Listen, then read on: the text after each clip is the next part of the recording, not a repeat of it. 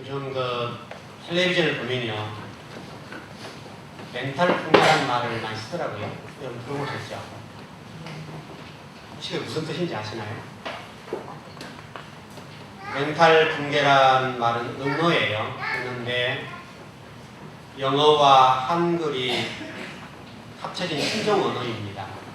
신종 언어인데 멘탈이라는 말은 영어고요. 붕괴란 말은 한글입니다. 이 두 단어가 합쳐져서 신종 언어 은어를 만들어내었어요. 이게 무슨 뜻인가 하면 사전적으로만 정리한다면 마음의 신적인, 정신적인 그거. 다시 설명하면 뭔가가 이렇게 정신적으로 무너져 버렸다. 갑자기 그냥 생각지 않았던 뭔가 확 무너진 거예요. 그것을 멘탈 붕괴 그렇게 얘기합니다. 설명을 드리자면 이렇게 이해하면 될 것 같아요. 학생들이 열심히 시험 공부를 했는데 자기가 어느 정도 선이 있지 않겠어요? 근데 시험을 봤는데 낮게 점수가 나온 거예요. 그랬을 때 이 정신적인 충격 때문에 학교를 안 나갔다. 이제 이런 것들이 멘탈 붕괴라고 얘기를 합니다.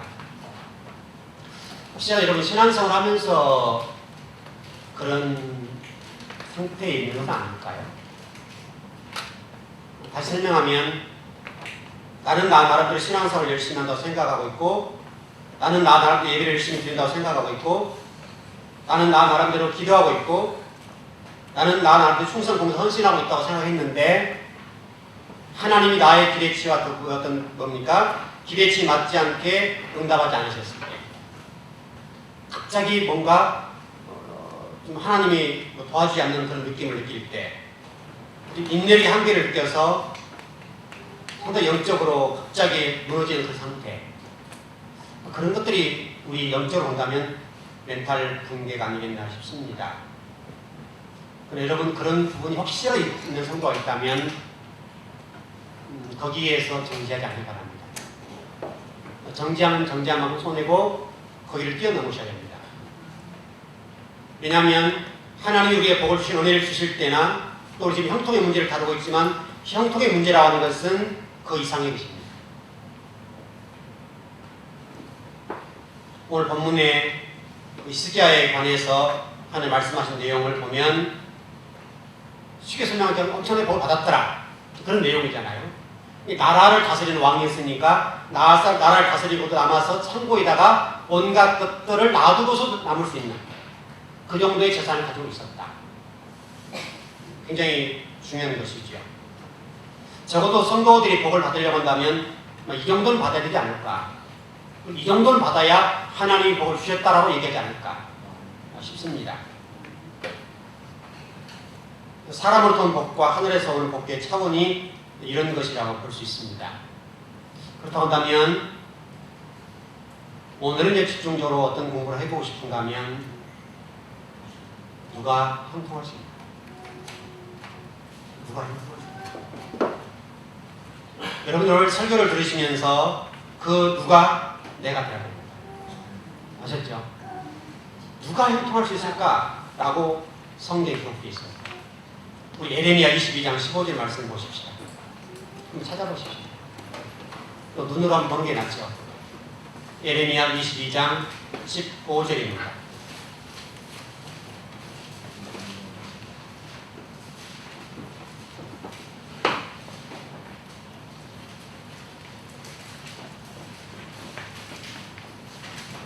예레미야 22장 15절입니다. 네, 같이 한번 합독할까요? 시작.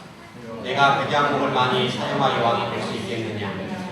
내 아버지가 먹거나 마시지 아니하였으며 정의와 공의를 행하지 아니하였느냐? 그때 그가 형통하였었느니라. 잘 보십시오. 형통의 비결, 누가 형통할 수 있겠는가라고 성경이 얘기했는데 정의와 공의 또는 공평과 의리, 이렇게 설명할 수 있어요.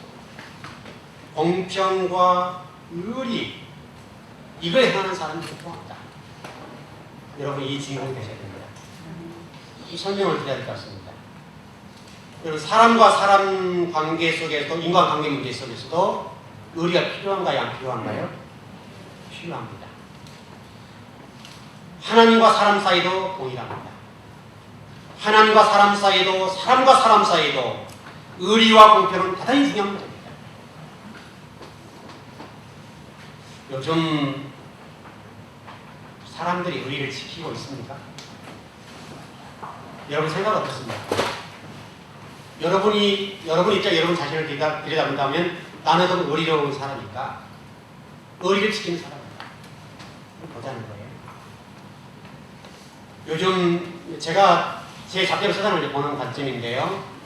성경을 통해서도 보고 세상을 보는데 요즘 사람들의 의리 문제를 본다면 돈 앞에 일단 부모가 없습니다. 형제도 없습니다. 이웃이 없습니다. 성도? 조금 이거는 생각해 봐야 겠습니다. 어떤 돈 앞에는 부모도 없고 자식도 없고 형제도 없고 이웃도 없습니다. 나에게 이득이 되고 돈이 될 만한 것이라고 한다면 부모도 죽입니다. 형제도 죽입니다. 이웃도 죽입니다. 나의 가장 친했던 사람도 죽일 수 있습니다. 이 세상이 돈 중심이 되다 보니까 부모도 이익 앞에는 버릴 수 있고 형제도 버릴 수 있고 성도도 버릴 수 있고 내 가장 가까운 그건 무엇? 그것도 버릴 수 있는 시대가 되었습니다. 그래서 의리라고 하는 것이 어찌 보면 이 시대의 가장 중요한 단어가 아닐까. 이 의리 문제가. 참 이게 어려운 문제입니다. 적어도 우리가 돈 중심의 세상에 살고 있지만 그렇다 할지라도 믿는 사람들이라 한다면 의리는 있어야 합니다. 의리. 사람과 사람 관계 속에도 마찬가지고 성도와 성도 사이, 하나님과 우리 사이도 마찬가지로 이 의리 문제는 존재합니다.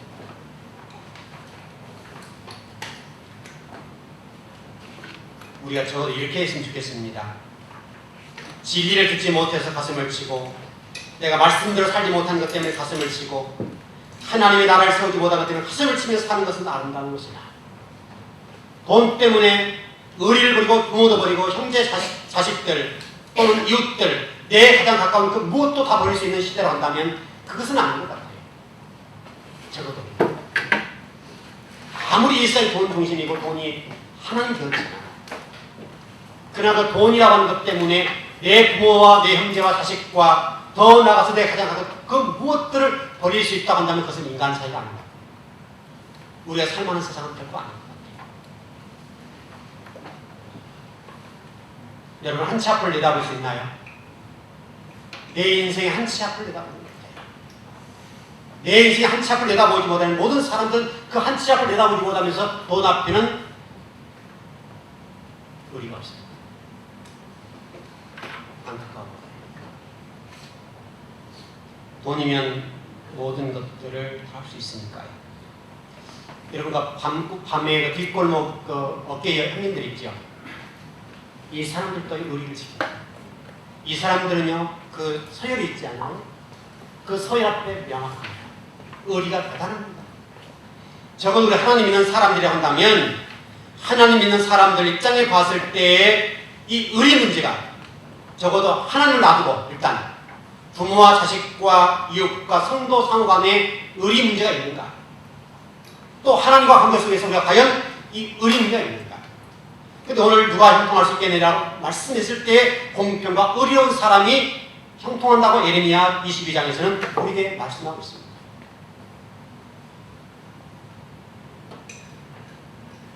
나에게 이익이 되거나 도움이 된다면 무엇도 버릴 수 있고 나에게 이득이 되지 않는다면 누구도 해할 수 있는 시대가 지금입니다. 그러나 저와 여러분은 당장의 눈앞에 그 이익을 보지 아니하고 그것 때문에 무엇을 버리지 않는 그런 의리로운 성도가 됐으면 좋겠습니다. 정말 의리가 있어요.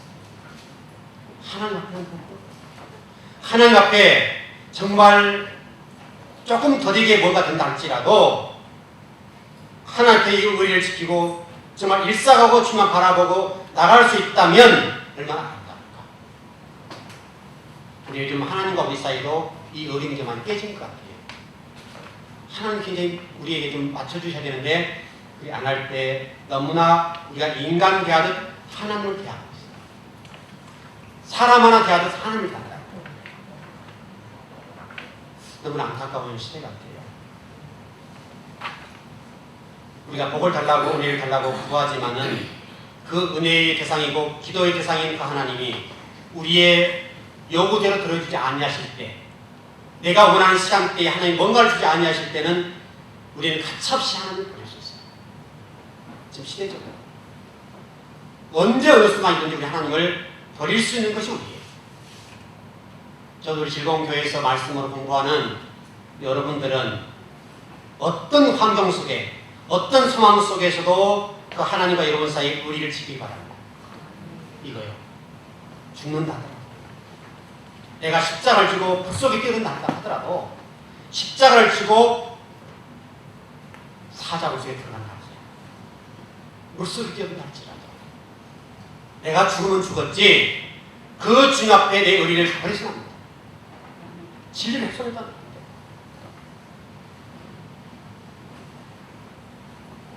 여러분 이렇게 한번 정리해 보십시오. 지금 예수님께서 어디 계시죠? 우리 예수님 지금 어디 가신다고 그랬죠? 요한복음 말씀 보면 나는 이렇게 간다. 무엇을 위해서 간다. 요한복음 14장 이하의 말씀이 그렇게 되어 있습니다. 거기 보면 뭐라고 되어 있습니까? 나는 너희를 위해서 어디 간다고요? 처소를 얘기합니다. 지금 하나님 우편 보좌에 앉아 계신 우리 예수 그리스도께서 무슨 일을 하고 계신가 하면 저와 여러분을 위해서 쉽게 설명한 집주고 계신 거예요. 신랑 되신 예수님이 신부를 맞이할 그 무엇인가를 짓고 계신 거예요. 그냥 예수님 놀고 계신 것이 아니라 처소를 예비하러 가노니 내가 속히 와서 내가 그곳으로 너희를 데려가리라. 그렇다면 지금 예수님이 저와 여러분을 위해서 집을 짓고 계신다고 표현하는 것일까요? 여러분의 살 집을 위해서 주님께서 신랑으로서 준비하고 계시는데 신부인 내가 그 집을 짓고 계시는 예수님을 멀리하고 세상 나가고 또 세상 나가고 그 예수님도 의리를 지키지 않는다 한다면 어떻게 하겠냐? 그 집을 준비하고 계시는 그 주님의 입장에서 우리를 바라볼 때의 그 심정 어떨까요? 실제로요, 예수님 하나님 편에 계시면서 저와 여러분을 위해서 세상적인 얘기를 합시다. 집 짓고 계시네요. 물론 이런 개념은 아니지만 적어도 여러분 이해하는 수준에서는 그렇습니다. 저와 여러분과 또 예수님이 한 방에 거하실 그 집, 그 집을 지금 마련하고 계시고 그것을 위해서 준비하고 계십니다. 그런데 우리가 하는 일들을 보면 신부로서 무엇인가를 준비해야 되고 그 처소에 합당한 신부로서의 역할을 감당해야 되고 준비해야 될 것이 있는데 우리는 신부로 준비를 못한 거예요. 신랑은요 이미 준비됐어요. 만약에 신부가 그 준비하지 않냐고 결혼식 간다 말이 되겠냐고요. 그렇지 않죠.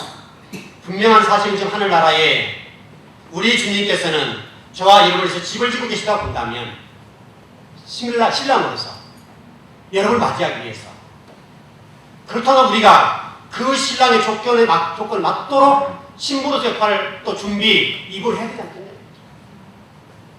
여러분, 틀린 말씀인가요? 그러지 않죠. 신랑이 그렇게 하신다고 한다면 신부로서 그 자격 조건에 맞게끔 준비해야 되는 건 아닌 거죠. 신랑이 이런 어떤 위치에 있는 사람이면 이런 분이라고 한다면 신부가 그게 맞게 준비해야 되는 건 당연한 것이지요.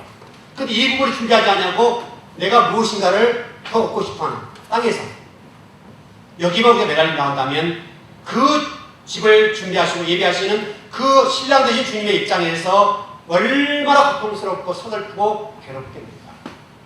마치 우리가 지금 멘탈 붕괴라는 말을 썼습니다만은 우리 예수님께서 지금 멘탈 붕괴 상태에 계신 건 아닙니다. 신랑으로서 신부를 맞이할 준비하고 있는데 그 신부가 준비하지 않고 한장하지 않냐고 있다면 그런 건 아닙니다. 우리 다 결혼하신 분 대부분 많으신데 여러분 다 결혼해보시니 그렇게 맞지 않습니까? 만약 신부가 준비하고 있는데 신랑이 오지 않았거나 신랑이 준비하고 있는데 신부가 마치 오지 않았다면 어떻게 되겠습니까, 여러분? 그럼 그 결혼식은 깨지는 것이죠. 지금 우리 주님께서 하늘나라서 지금 편하게 누워 계신 것이 아니고요. 저와 여러분을 위해서 지금 처소를 예배하고 여러분을 데리러 오시겠다고 말씀하셨다고 한다면 무엇인가 일을 하고 계신다고요. 그 일을 하고 계시는데 우리가 뭐 그 신부의 조건을 맞는 준비를 하지 않냐고 하나를 막연하게 생각하거나 그 주님이 나에게 막연하게 어떤 형통의 복을 주시겠다라고 생각한다는 그 자체가 문제라 이 말이죠.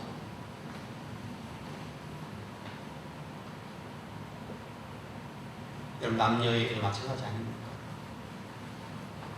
여러분 이제 저도 이제 나이가 들어가는 입장이 있는데요. 딸들이 결혼할 나이가 됐고 아들도 이제 뭐잖아 신학생이니까 금방 결혼시켜야 되잖아요. 그럼 이제 적어도 한 3명 정도를 다른 사람을 봐야 되잖아요. 그럼 다른 사람을 볼 때 그냥 보이진 않아요. 좀 속된 얘기로요. 저놈한테 보내면 어떨까? 지금 생각이 문득 들어요. 왜냐하면 딸 미래가 걸려있는 문제잖아요. 여러분 부모 입장 그러지 않습니까? 또 아들 입장에 본다면 며느리를 들은다면 어떨까? 이 며느리를 들으면 어떨까? 온갖 생각도 한다고요. 왜냐하면 그 아이들 미래가 어떤 한 사람 때문에 결정될 수 있고 행복할 수 있고 불행할 수 있기 때문에 어떤 사람을 볼 때 그냥 보진 않아요. 이제 그 나이가 됐어요. 여러분의 부모들 입장도 아시지요? 또 자녀를 출가시켜야 될 입장에 있는 부모들은 제 마음을 이해할 거예요. 이미 또 그것을 이미 과정을 거쳤던 분들은 거기 오셔서 이렇게 할 거고 그런 거 아닙니까? 근데 만약에 제가 사유를 얻거나 며느리를 얻는다면 누구나 그 자리에 앉히겠네요. 그러지 않겠습니까? 물론 지들이 좋아서 연애를 하겠지만 그래도 연애를 하지만 결정할 부분에 있어서는 부모로서 아빠로서 어떤 결정을 내릴 때는 심중해지지 않습니다. 심각해지고. 왜냐하면 그 아이들은 인생을 모르잖아요. 그럼 저는 인생을 살아왔고 수많은 사람들 겪어하고 수많은 인생의 삶의 체험들, 경험들을 가지고 있고 성경과 또 성경 수많은 성경을 보면서 이런 사람은 이럴 것이고 저런 사람은 저럴 것이고 다 봐왔다고요. 사람 얼굴만 봐도 저 사람 어떤 사람이라고 하는 알잖아요. 그렇기 때문에 어떤 결정을 내려줘야 될 때에 그 결정을 내릴 때 얼마나 조심하는 거죠. 아무나 안 치지 않겠죠. 누구나 안 치지 않겠죠. 여러분도 그렇지 않습니까? 여러분의 자녀를 어떤 결혼을 시켜야 된다고 한다면 아무나 그 자리에 안 치겠냐고요.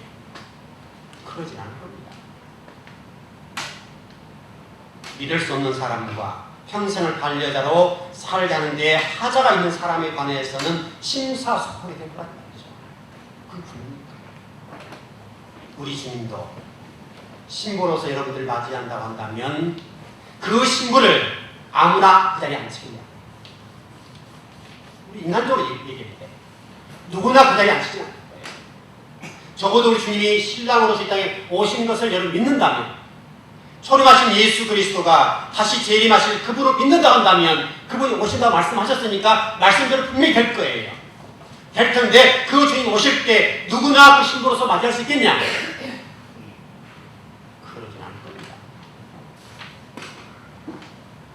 사람도 그렇고요. 하나님 되신 그 주님께서 그 신부를 맞이할 때는 적어도 그 주님이 신랑으로서의 가진 자격 조건 그에 걸맞게 우리가 여러분 결혼할 때 아무나 결혼합니까? 저도 공부를 많이 한 사람은 또 공부 많이 한 사람 다 나름대로 그 짝이 있잖아요. 노는 물이 다 다르다고.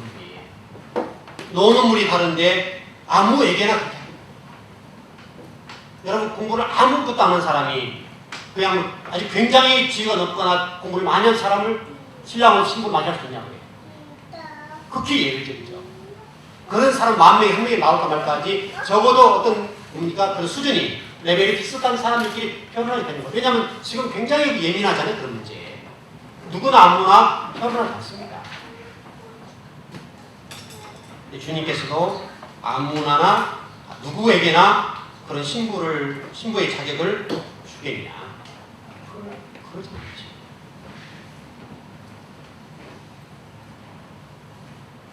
여러분 그런 입장에서 정리해보자면 평상시 지금 꾸준하게 우리 주님께 여러분들이 의리를 보이기 바랍니다.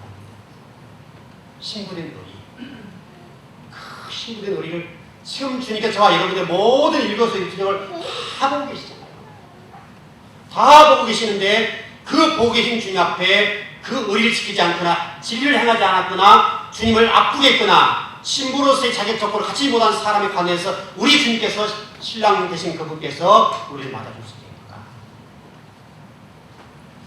그렇게는 안 될 것 같습니다. 저도 인간적인 입장에서 그렇고 또 우리가 신앙적인 입장에 봤을 때도 그렇게 되지는 않을 것 같습니다. 믿을 수 없는 사람과는 우리가 거리를 두는 거죠. 우리 주님께서 그렇게 하신 거예요. 그래서 여러분 시편 122편 6절 말씀이 그래서 여러분 그 말씀이 이렇게 되어 있습니다. 예루살렘을 위하여 평안을 구하라. 예루살렘을 사랑하는 자는 형통하리라. 교회. 여러분 교회의 머리가 누구십니까? 예수 그리스도. 교회의 주인이 누구십니까? 예수 그리스도. 여러분 예수를 통하지 않냐고 하나님 할 수가 없잖아요. 여러분의 기도와 여러분의 어떤 복적인 차원에서 예수 그리스도 통과하지 않냐고 할 수가 없어요. 우리가 할 수 있는 유일한 건 예수 그리스도밖에 없어요. 그것은 교회가 그래서 중요해요. 교회가 중요해요. 그래서 교회가 평안할 때 성도들이 평안합니다.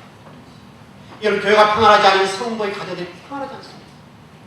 그래서 여러분 교회가 평안해야 돼요. 교회가 아주 은혜스러워요. 진리가 흥미해야 돼요.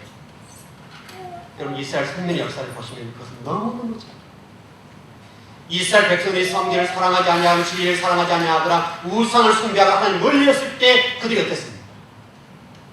이스라엘 역사적으로 봐도 성경적으로 읽어봐도 이스라엘 역사 속에 성경에서 이스라엘 백성들이 하나님 멀리하거나 진리를 멀리하거나 성전을 갖가지 아니하고 성경의 바닥을 무너질 때 그를 등 돌리고 몰라 했을 때에 이스라엘 백성의 미래가 어떻게 됐습니까?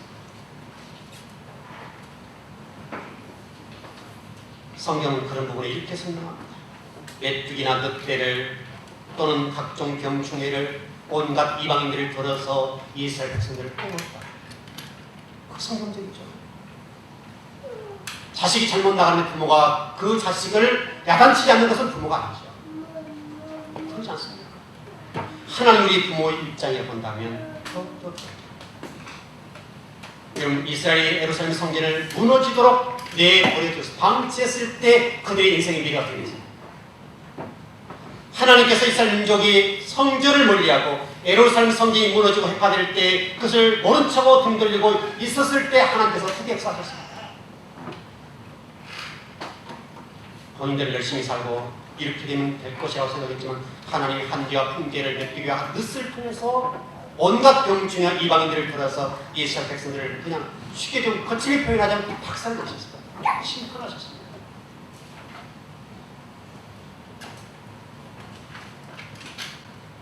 여러분 교회가 평안해야 되고 여러분이 교회를 사랑해야 되고 여러분 예배를 잘 드릴 이유가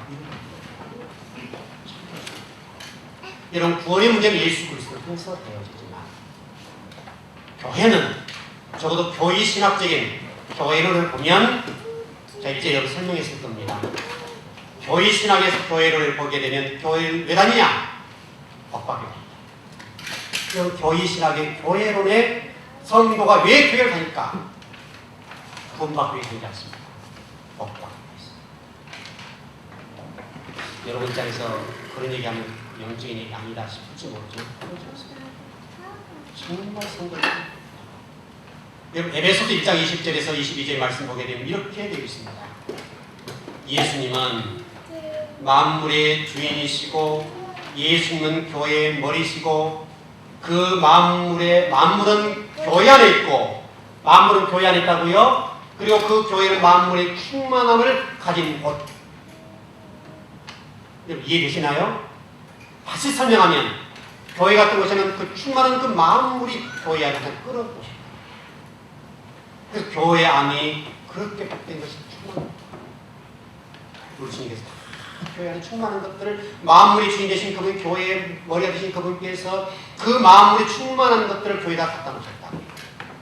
그 말은 우리 교회 신학에서 얘기하고 있는 것처럼 교회가 무엇이냐? 성도는 왜 교회에 와야 되냐? 복받기 위해서. 고린도전서 12장 14절에서 30절의 말씀을 보게 되면 예수님을 믿는 이유를 설명했는데 구원받기 위해서다. 그렇게 설명했습니다. 그러면 교회를 왜 다니냐? 아까 우리 설명했던 것처럼 그런 부분과 에베소서 3장 20절 21절에서도 동일하게 되어 있습니다. 저 말씀을 읽어드리겠습니다. 우리 가운데 역사하시는 능력대로 우리가 구하거나 생각하는 모든 것에 더 넘치도록 능히 하실 이에게 교회 안에서와 그리스도 예수 안에서 영광이 되도록 영원 무궁하기를 원하노라. 아멘. 말씀이 그렇지 않습니다. 제 땅에 말씀이 그렇습니다. 예수님께 여러분이 구하는 것이나 생각하는 것이나 그 모든 것들이 넘치도록 있다. 그 예수님 교회의 어리시다. 교회 주시다. 그렇다면 왜 여러분에게 복을 주셔야 됩니까? 여러분이 기복적인 거 아니에요. 왜 하나님이 교회 안에 복을 감춰 놓으셨습니까? 이 성전 안에 하나님께서 만물이 충만한 것들을 채워 놓으셨을까? 분명한 하나님의 의도가 있지 않습니까? 여러분이 복을 받을 이유는 여러분 직분 때문입니다. 여러분 직분. 여러분의 직분 때문에 또 하나님의 영광을 드러내기 위해서 여러분의 직분에 맞는 충성하도록 재물을 교회 안에 두십니다. 한번 보십시오. 장로님이 되시게 되면 장로님의 그릇이 있습니다. 교회에 세안들이 있습니다. 안수 집사님이 되면 안수 집사님이 해야 될 그릇이 있습니다. 권사님이 되면 권사님이 직분에 맞게끔 해야 될 일이 있습니다. 그것을 위해서 교회 안에 만물을 채워놓으셨다. 여러분을 위해서가 아니라 그 직분을 통해서 하나님의 교회를 유익하고 이 교회를 통해 하나님 나라를 세우고 하나님의 뜻을 이루기 위해서 여러분의 복을 주기는 것입니다. 또 하나님의 영광을 위해서도 그렇습니다. 한번 여러분 생각해 보십시오. 여러분 부모님 입장에서 자녀가 돈이 없어서 생활비가 없어서 전기가 끊기고 또 가스가 끊기고 휴대폰이 끊기고 사겠다. 어떻게 하겠습니까? 우리 하나님 아버지께서 우리 자녀들에게 생활하는 동안에 먹을 것이 없어서 걱정하고 전기가 끊기고 가스가 끊기고 휴대폰이 끊긴다 한다면 어떻게 했어요? 슬픔이죠. 우리 아버지 마음이에요. 그렇기 때문에 여러분에게 복을 주시는 것은 그 직분과 자녀들 하여금 그런 것 서글픔을 당하지 않도록 하기 위해서 여러분 그런 의미에서 교회를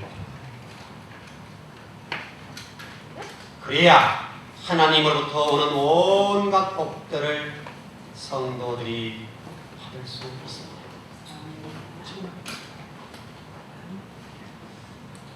목사로서 가장 힘들 때가 언제인지 아시겠습니까?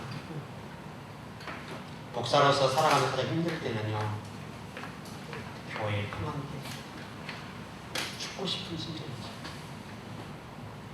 저도 여러 그런 연단의 과정을 거쳐 여기까지 왔지만, 그럴 때 여러분들은 목사님 힘드시겠는데 그럴지 모르지만요, 목사는 죽고 싶어요. 그런 분들은 말을 못하는데 목회 자리에 목회라는 자리가 있기 때문에 그렇죠. 그러나 목회자는 그런 일이 있으면요 힘든 거예요. 목회자는 여러분들은 신앙생활하는 그런 교회가 되었지만 목회자는요 교회가 무엇이냐면 생명 그런 것이에요. 생명 걸지 않으면 목회 못해요. 생명을 걸지 않으면 좋은 목사는 될 수가 없어요. 생명을 걸지 아니하면 목사다운 목사는 못해요. 정말 그래요. 그래서 어려운 거예요. 그래서 여러분 이 길은 누구나 가지 않죠. 너는 목사님이 좀 이렇게 표현했는데 나쁜 표현은 아니라 보지만 용사식 들으십시오. 오직 활자가 사나 목사 됐겠나. 나쁜 표현은 아니죠. 교회는 아닌데 그게 힘들었다. 그만큼 목사자가 힘든 자리예요. 어려워. 왜냐하면 성도들 한 가지 정도를 다 섬겨야 되잖아요. 다 성도를, 우리 교회 성도를 보면 젓가락 몇 개에 다 알잖아요. 다 알죠. 통장에 얼마 있는 그 비싸게 다 맞출 수 있죠. 그게 목사의 자리예요. 만약에 그런 부분들을 목회자가 모르고 넘어간다면 어떻게 되겠어요? 기도 한마디 하더라도 그런 간장을 할 수 있겠냐고. 못하죠. 시편 122편 7절 9절의 말씀 보니까요. 이런 말씀이 있습니다. 내 성 안엔 평안이 있고 내 공중에는 형통함이 있을지로다. 내가 내 형제와 친구를 위하여 이제 말하리니 내 가운데 평안이 있을지어다. 여호와 우리 하나님의 집을 위하여 내가 너를 위하여 복을 구하리이다. 하나님의 성도를 위해 볼 주시는가 하면 교회를 위해서, 여러분 직분을 위해서, 하나님을 위해서. 그래서 여러분에게 복을 주십니다. 구하십시오. 그리고 그 물질을 주의 나라를 위해서 쓰십시오. 멋지게 쓰십시오. 기왕이면 멋지게 쓰셔서 하나님의 이름과 하나님 나라와 하나님 여러분들에게 주시면서도 기뻐하실 수 있도록 그런 성도가 되십시오. 그렇다면 언제 행동할까요? 언제? 성경을 한번 읽어보십시오. 여러분 잘하신 말씀인데 제가 이제 설교했었습니다. 역대하 20장 20절입니다.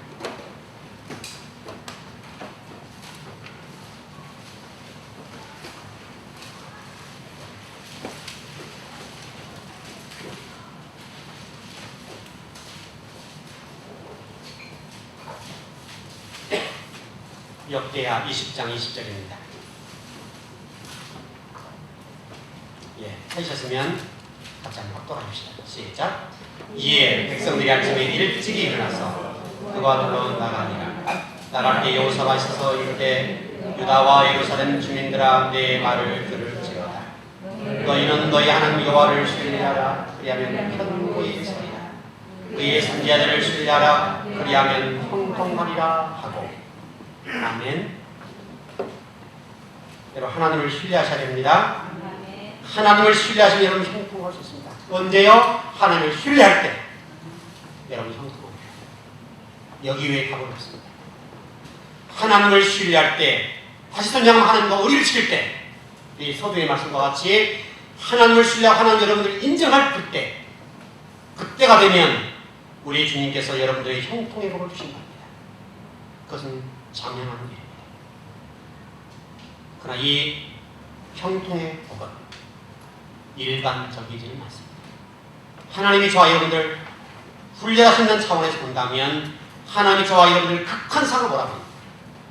가장 극한 상황. 하나님 나 안 돼요. 나 포기요. 그 상황까지 여러분 뭐라고 하실 겁니다.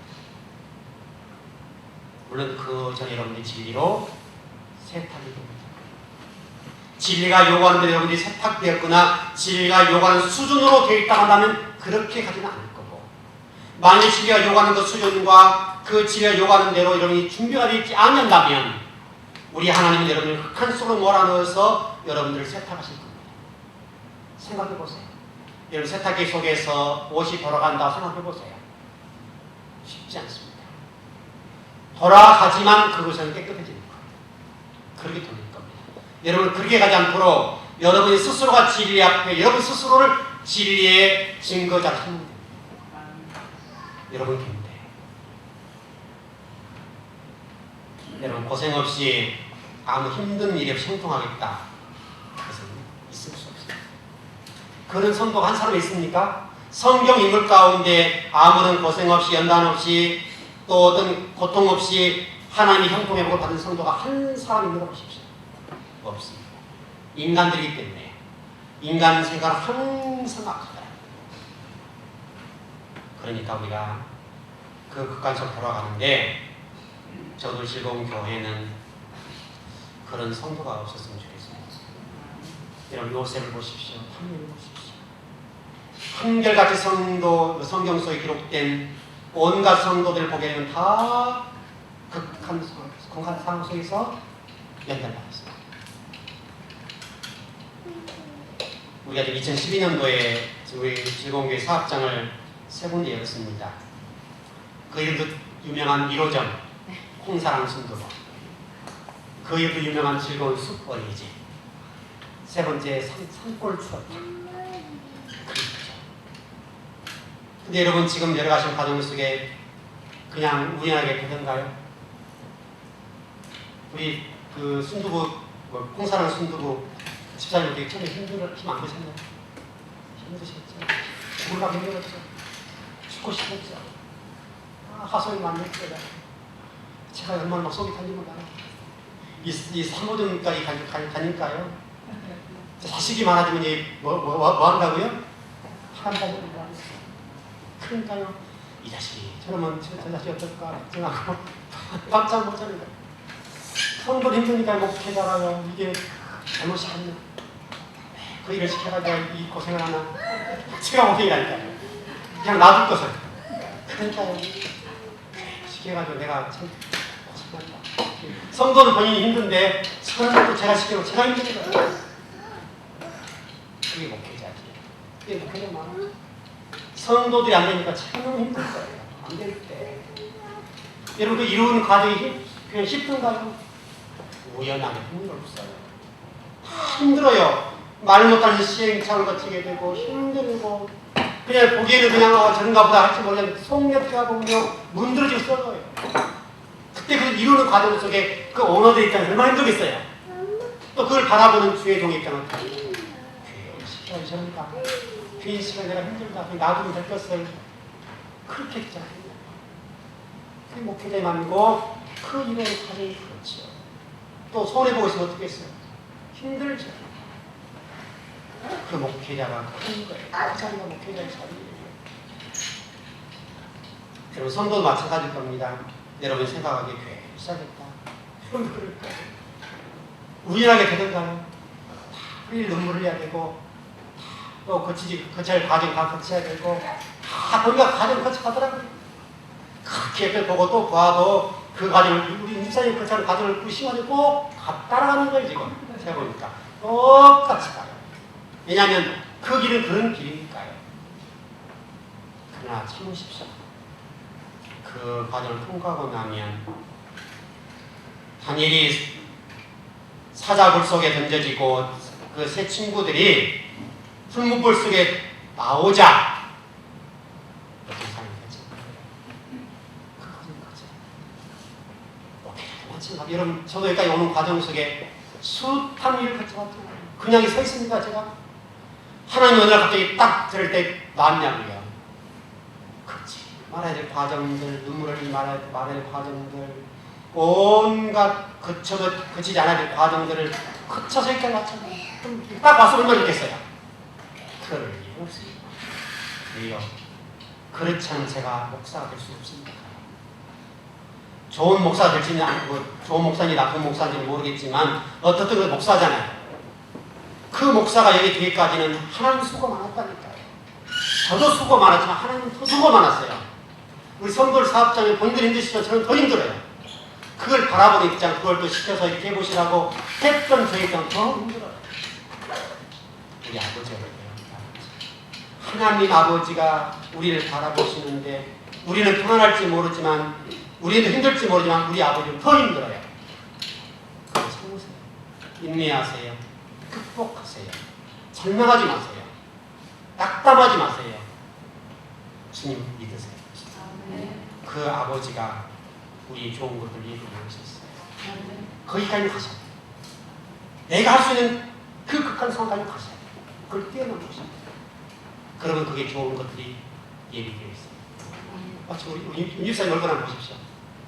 지금 얼굴이 이렇게 박대기처럼 이제는 좋습니다. 그러잖아요. 몇 개월 지나다 보니까 그 과정 속에 힘들고 어렵고 찾아가지고 눈물을 흘리고 막 제 속이 막 문드러지는 거예요. 막 눈물 흘리시죠. 지금은 이제 얼굴이 이제 순두부니까 또 거기다 할 말 얼굴이 좋으신가요? 얼굴이 폈어요. 이제 돈이 붙는가 보다 보이잖아요. 우리가 돈이 붙기까지는요 눈물. 그 눈물이 과정이 없어서 어떻게 그렇게 했습니까? 여러분, 하나님을 신뢰하십시오. 그럼 하나님께 저와 여러분들을 경고하게 세워주실 것입니다. 또 거기다 뭐라고 됐습니까? 주의 종을 신뢰하라. 참 어려운 말이 됐어요. 근데 여기다 좀 잊지 말 것은 주의 종 뒤에다가 뭘 붙여놨습니까? 성경의 언어이요. 주의 종 선지자 뒤에다 뭘 붙여놨어요? 뭐예요? 뭘 붙여놨어요? 뭘 붙여놨어요? 잘 보세요 한번요. 여러분들 읽고도 모르면 큰일 나죠. 여호와를 신뢰하라 경고하리라. 선지자를 신뢰하라 형통하리라. 뭐 붙여놨어요? 형통의 문제. 주의 종과 형통의 문제를 딱 붙여놨어요. 여러분 잊으면 안 돼요. 그래서 제가 무거운 짐인데요. 참 그래서 아프기도 하고 힘들어요.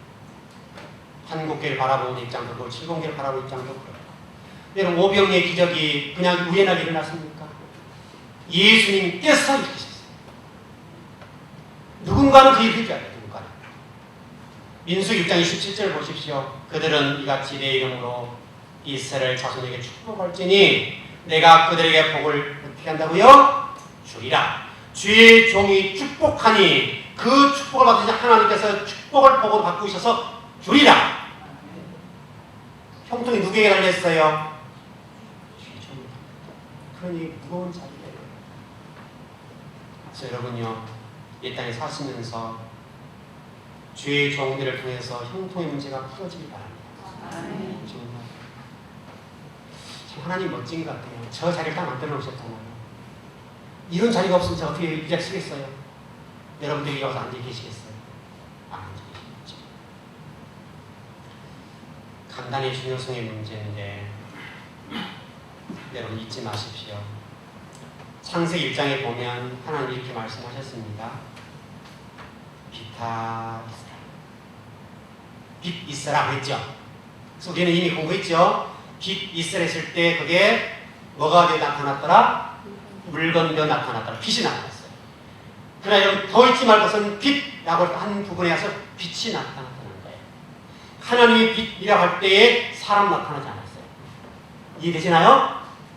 그래서 강단에서 여러분들이 축복을 칭찬, 형통을 전할 때는 복 받으셔야 돼요. 무슨 얘기 아시겠죠? 하나님 그만한 교회를 갖고 계시기 때문에 여러분이 이 강단에서 형통의 문제를 다루는 거예요. 형통의 문제를 다룰 때 여러분이 형통하셔야 돼요. 왜냐하면 형통하라 할 때 형통이 되니까요. 중요하니까요. 빛이라 있으라 할 때 빛이, 사람 있으라 할 때 사람 있었지, 사람 있으라 하실 때 뭔가 다른 게 있지 않을까. 그리고 성경은 말씀한 대로 말씀한 대로. 너무너무 중요해요. 여러분 둘의 짐승 있으라 말씀하실 때 사람이 나타나는 건 그렇지 않았습니다. 짐승 있으라 말씀하실 때 짐승들이 있었다. 그 강단이 중요해요. 여러분 이곳에서요 어떤 교회 보면요 여러분 잘 아시겠지만 귀신 얘기만 하는 교회 있어요. 성도들은요 기도하는 그 귀신들 쫓아내느라고 정신이 없어요. 근데 그 교회는 귀신도 많아요. 우리 교회는 귀신 얘기 해야 안 해요? 저는 안 해요. 왜요? 그것은 이미 밟아버렸어요. 정말 밟아버렸다니까. 밟아버린 상태에 얘기하기 때문에 귀신은 게임 상대가 아니에요.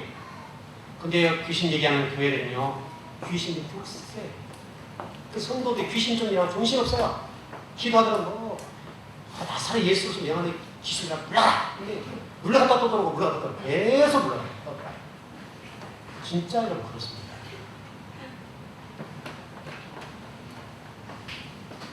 야곱이 여러분 야곱을 잘 보십시오. 라반의 집에 가서 외삼촌 집에 가서 살 때 20년 살지 않았습니까? 나와야 될 상황이 됐는데 하나님이 나오라고 그랬죠. 나올 때 어떻게 재산을 취해 나왔습니까? 저 짐승 기름진 좀 때깔 있는 짐승 그거 갖다가 아롱지고 때깔이 변하는 것 그래서 모피 색깔이 변하는 것을 갖다 먹였죠. 보여줬죠. 그러니 성경이 어떻게 되었더라? 여러분 중요합니다. 중요합니다. 야곱이 짐승끼리 교배를 시켰는데 짐승 교배시킬 때에 아롱진 색깔을 다른 것 같게 했었으니까 그렇게 하기 위해서 이상한 것만 갖다 놨죠. 그러니까요 그걸 보고 짐승들이 아롱지고 때깔 좋은 것도 아롱진 것들 나왔다. 그게 별로. 근데 그 성경에 보니까 뭐라고 했어요? 그 라반은 그 어떻게 됐다고요? 문지르기. 하나님 역사하시니까요. 그렇게 된 거예요. 오늘 여러분들이 적어도 야곱처럼 그런 복을 받아야 돼요. 오늘 그런 복을 받아서 정말 여러분들 하나님의 영광을 보여주고 여러분 이 땅에 사는 날 동안에 주님의 이름 때문에 교회 때문에 여러분 삶 속에 형통의 문제가 해결됐으면 좋겠습니다. 아멘. 보세요. 그러면 한 생각.